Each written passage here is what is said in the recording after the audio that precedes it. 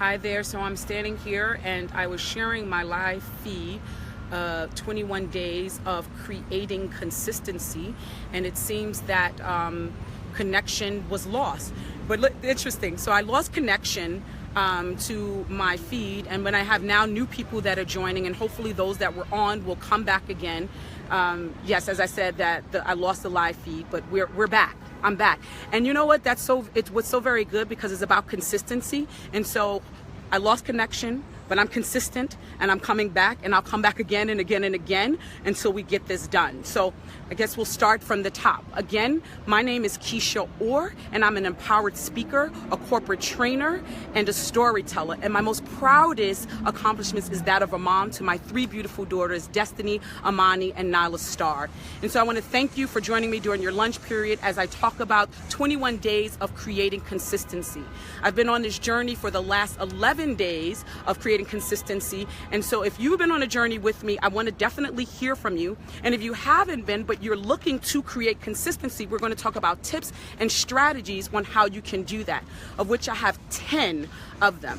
And so the first is to just get started. Often we wait until the right circumstances, if there's enough money, we look at certain conditions, time, etc. And I say it's important to get started, and then somewhere along the way we can make adjustments. But you have to get started. The only way you can make an adjustment is if you got started. So one, get started. Two, it's important to establish your why. What's the reason you're doing what you're doing? You have to identify your why so that it moves you forward. There's the incentive behind it. What would be the reason that you would go forward with the particular goal if you haven't established the why, right? And focus on that so that you can continue. The third is preparation. Preparation is key. So when I started on this journey about 11 days ago, I started because I wanted to strengthen my practice with prayer and chanting. And so one of the things that I knew for me what was very important was that I prepared the night before. Because here, listen to this. It was very clear to me that I didn't want to get up earlier in the morning. So I had to look at the routine that I was on and see what adjustments I could make. So for example, I often get up in the morning and get my outfit ready in the morning. And that takes about 20 minutes. Is there anybody out there that could identify that? Do you prepare like the morning of? There's many people who do it the night before, but I happen to do it the morning of. And that process takes me about 20 minutes.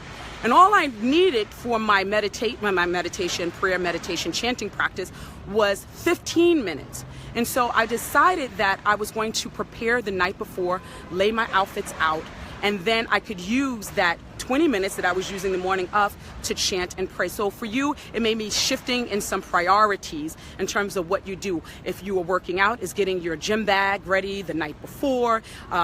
Whatever it is, if you're doing dieting, is maybe meal prepping the night before. But preparation is the key. So be sure to prepare.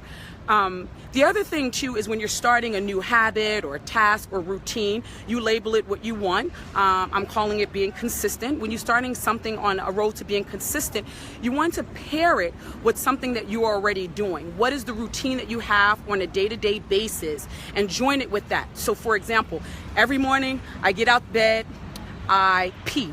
That's what I do. Like I roll out of bed and then I pee. So for me, it's pee and pray. Like that's the trigger for me. I pee and then I pray.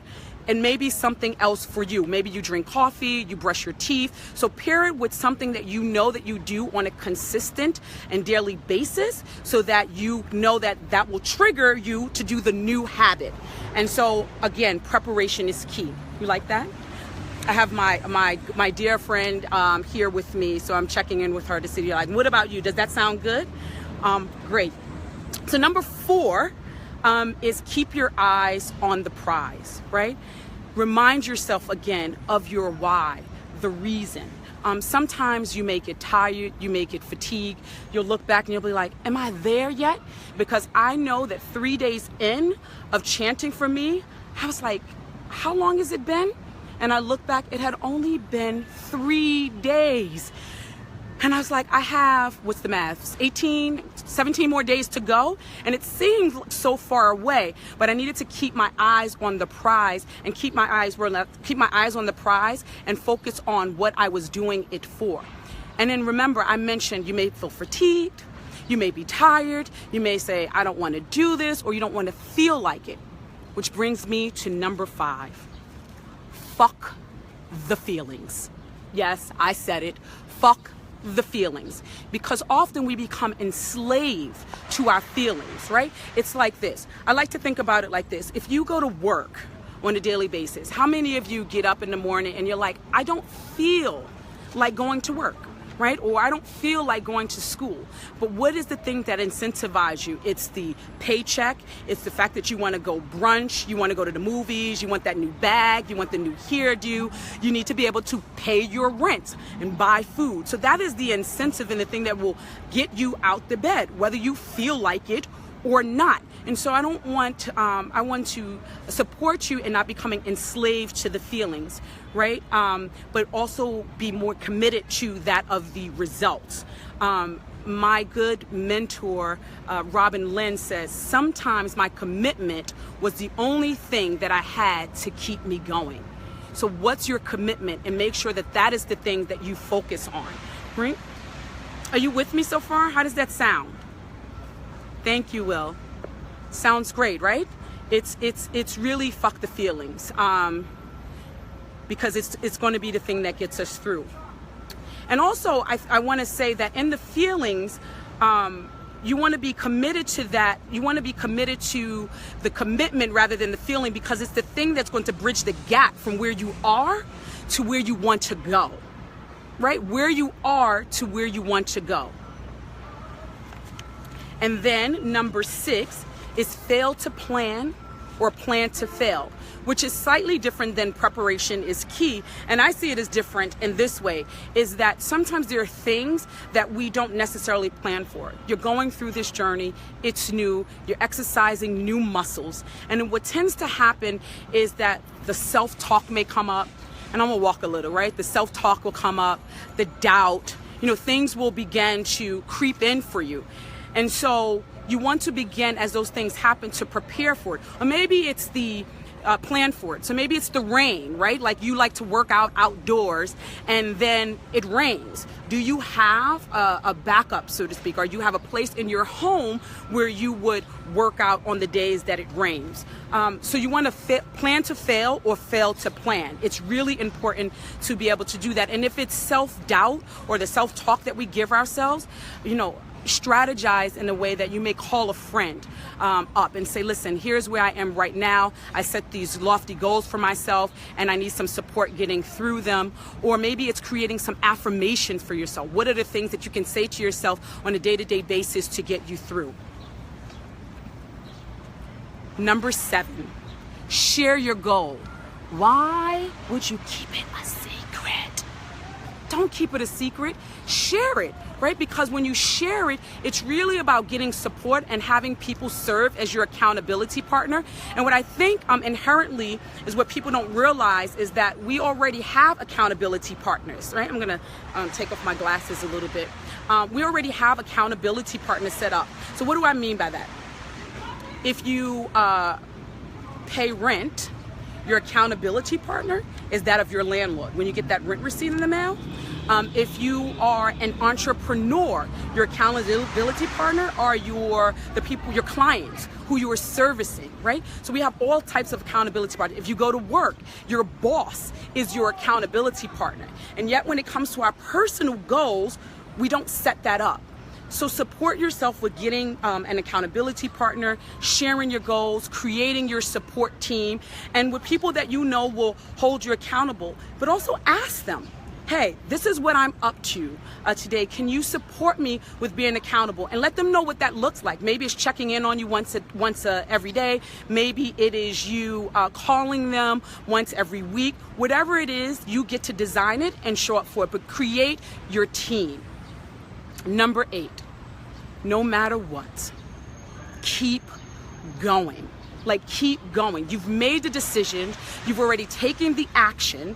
Keep going. And know, now that you have your accountability partner set up and you shared it with people, that you are not alone. And sometimes things get hard, right? You're chugging along. You're doing the thing that you're setting this this consistency, you're exercising your new muscles, and maybe one day you miss. Or maybe you didn't do it exactly in the way that you wanted to do it, or didn't turn out the way that you wanted to do it, or you posted something and you missed something and you can't take it back. Whatever it is, I'm going to offer that for number 9, you forgive yourself. It's important to forgive yourself and say, okay, so I did this, because it's not about the perfection, but it's about progress. And at the end of the day, you are on the journey and on the task of creating consistency. So be gentle to yourself. Be kind to yourself. Be loving to yourself. And say, hey, I didn't do that, but I am committed to the goal. I am committed to the action. I'm in it to win it. And I am going to forgive myself wherever it is that I didn't do. And then again, focus on the results. And 10, what do you think number 10 would be? I'm going to ask you, what do you think 10 is? I'll give you a moment.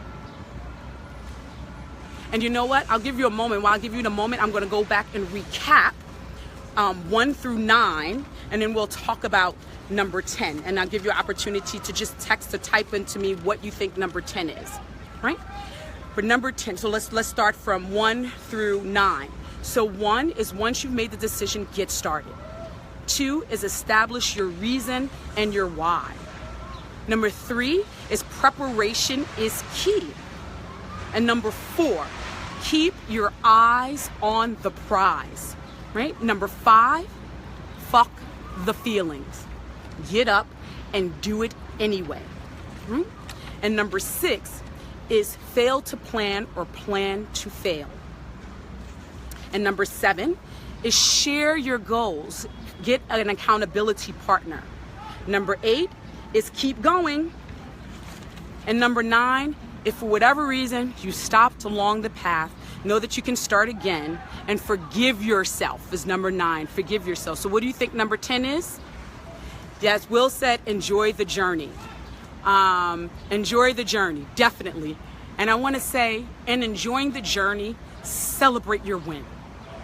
Celebrate yourself, because often we get halfway there. So right now we're at day 11 of creating consistency, and so the tendency is for people to look at the goal ahead and go, wow, I have that much further to go. But it's like, turn around for a minute and look at how far you have come. And what's the deal? I mean, let's call it what it is. If I have a long road to take and I've gotten to the halfway mark, would I rather go back, same distance, or go forward? Well, if it's me, I'm going forward.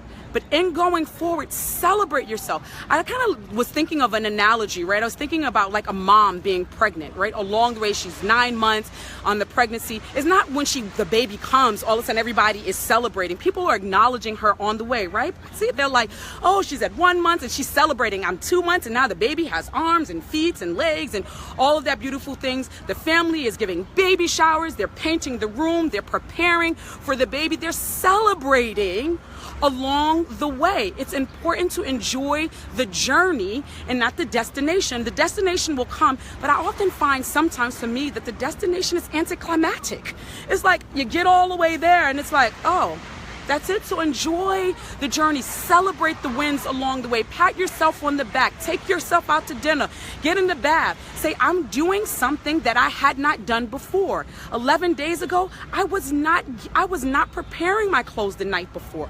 11 days ago, I was not spending 15 minutes in the morning chanting and 30 minutes at night chanting. Pee and pray. That's my thing now. And I know that what it brings to me, it brings me peace, clarity, and I'm able to do the things that I'm doing right now, which is to be able to talk to you on Facebook Live. And I know that that came out of the results of me praying and chanting consistently, because I'm able to hear and be still and be present and really clearly get my vision and hear it and then act on it. So that's what I have for you today. Yes, it's like, come on, yay me, yay you, keep going, don't stop, right? And so that's what I'm wrapping up with. Yay you, yay me. Let's celebrate. Let's join me in the journey of creating consistency. Start your own journey of creating consistency. And at any point, you may think that the goal is out of reach, I'm here as a coach to be able to support you and to check in along the way and know that you are not alone. So I want to say thank you for joining me, and I look forward to seeing you at the end of the 21 days of creating consistency and everywhere in between that way as we celebrate together. So thank you so very much, and have a wonderful day. Again, I'm Keisha Orr. I'm an empowered speaker, a storyteller, a corporate training, and above all, and my greatest accomplishment is that of a mom. Thank you very much. Have a good day.